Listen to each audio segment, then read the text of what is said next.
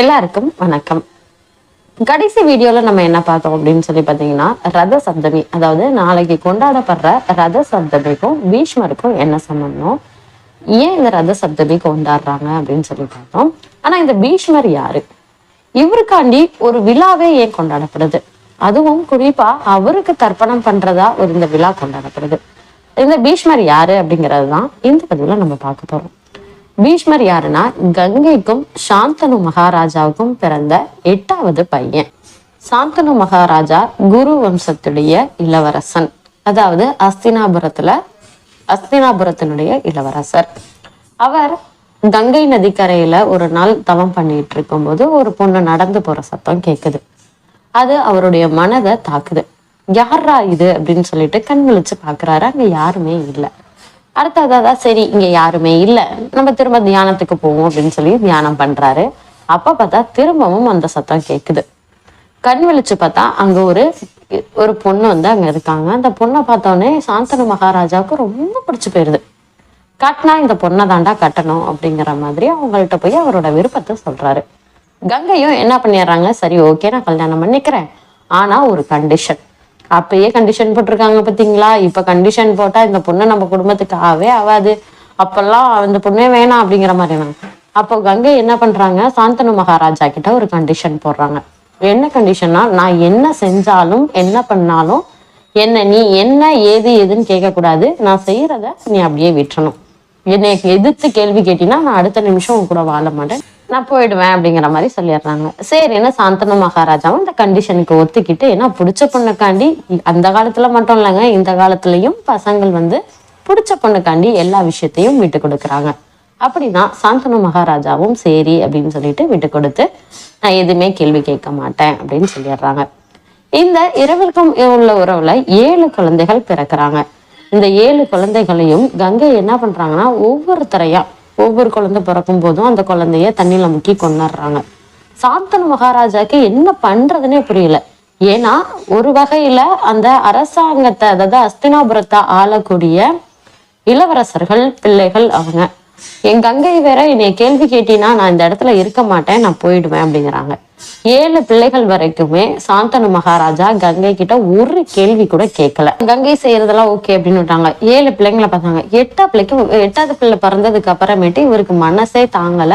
கங்கை கிட்ட கேட்டாங்க, 7 பிள்ளைய கொன்ன சரி, ஏன் 8வது பிள்ளைய நீ கொல்ற?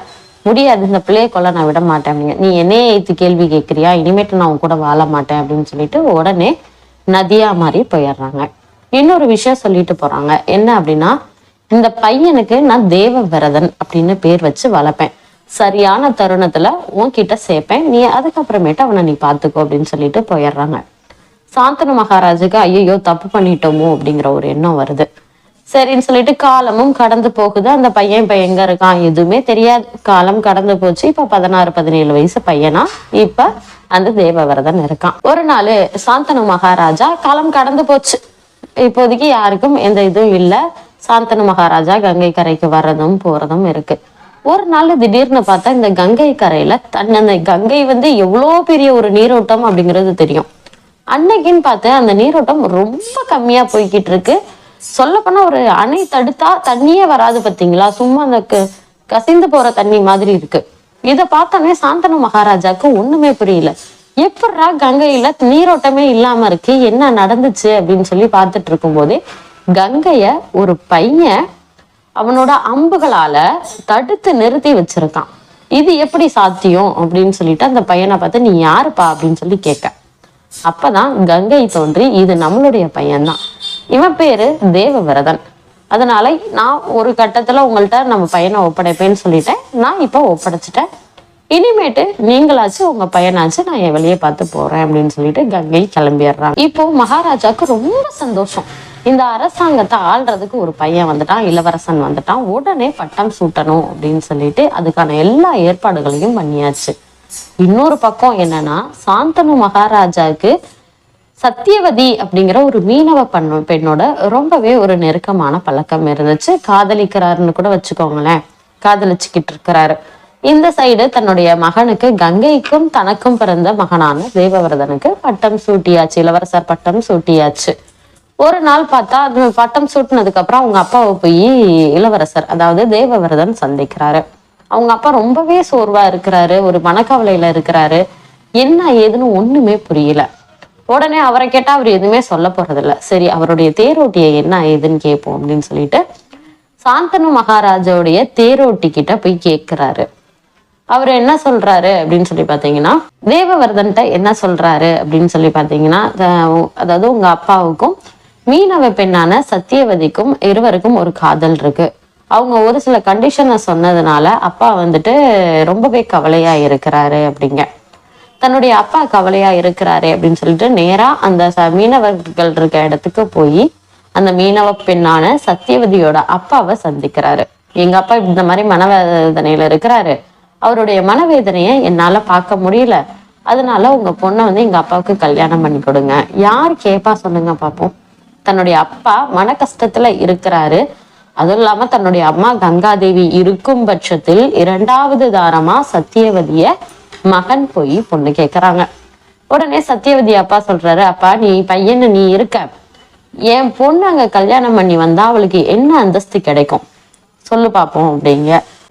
அவங்க வந்து எங்களுக்கு வழிகாட்டியா ஒரு ராஜா மாதாவா இருப்பாங்க அப்படின்னு சொல்ல, சரிப்பா அவளுக்கு ராஜா மாதா பதவி கிடைக்குது, அவர்களுடைய குழந்தைக்கு அப்படின்னு சொல்லி கேட்கவும் இவருக்கு என்ன செய்யறதுன்னே புரியல. நீங்க என்னதான் சொல்ல வர்றீங்க, ஏதாவது தெளிவா சொல்லுங்க அப்படிங்க. என்னுடைய பெண்ணுக்கு பிறக்கக்கூடிய மகன்கள் இந்த ராஜ்யத்தை ஆளணும் அப்படின்னு சொல்ல, சரி அதுக்கு நான் ஒத்துக்கிறேன், நான் இதோட இந்த ராஜ்யத்தை நான் திறந்துடுறேன், நான் இனிமேட்டு இந்த ராஜ்யத்தினுடைய சேவகனா மட்டும்தான் இருப்பேன் அப்படின்னு சொல்றாரு. நீ இப்ப ஒத்துக்குவ, நாளைக்கு உன் பிள்ளைங்க வந்து எங்களுக்கு தான் இந்த ராஜ்யத்துக்கு பங்கு இருக்கு, நீங்க யாருன்னு கேட்டா அப்ப நாங்க எங்க போறது அப்படிங்க. இந்த கேள்வியை கேட்டோன்னே தேவவிரதன் என்ன சொல்லிடுறாரு, நான் இனிமேட்டு கல்யாணமே பண்ணிக்க மாட்டேன், பிரம்மச்சரியா இருக்க போறேன் அப்படின்னு சொல்லிடுறாரு. என்னென்ன சொல்லியிருக்கிறாரு, நான் வந்து இனிமேட்டு கல்யாணமே பண்ணிக்க மாட்டேன், அதாவது நான் பிரம்மச்சாரியா இருக்க போறேன், அதே போல நான் வந்து இந்த அரசாங்கத்துக்கு குறிப்பா இந்த அரியணைக்கு நான் வந்து பங்கு போட மாட்டேன், நான் இந்த அரண்மனையோடைய அதாவது அந்த அரியாசனத்தினுடைய சேவகனா மட்டும்தான் நான் இருப்பேன், என்னைய மீறிதான் அந்த அரசரா இருக்கக்கூடியவங்க என்னைய மீறிதான் அவங்கள தொடணும் அப்படிங்கிற மாதிரி சொல்லிடுவாரு. இவருடைய இந்த பதில கேட்டோன்னே வானத்துல இருந்து எல்லாருமே பீஷ்ம பீஷ்ம பீஷ்மன் குரல் கேக்குது. இதுக்கப்புறம் தான் இந்த தேவவிரதனுடைய பெயர் பீஷ்மரா மாறுது. அதுக்கப்புறமேட்டு பீஷ்மர், கங்கை மைதன், பிதாமகர் அப்படிங்கிற பேர்லாம் அவருக்கு கொடுக்கப்பட்ட பட்டங்களா அமைஞ்சிருச்சு. அதுக்கப்புறம் தேவவிரதன்கிற பேரை யாருமே சொல்றது இல்ல, அதுவும் ரேரா தெரிஞ்சவங்க மட்டும்தான் சொல்லுவாங்க. அதுக்கப்புறம் இவர் வந்து அடுத்தடுத்து தலைமுறை இருக்கு மூத்தவரா இருக்கும் பட்சத்துல பிதாமகர், பீஷ்மர், கங்கை மைந்தன் இப்படிதான் கூப்பிட ஆரம்பிச்சிட்டாங்க. அதுவரை உங்களிடமிருந்து விடைபெறுவது உங்கள் ரிஷபா.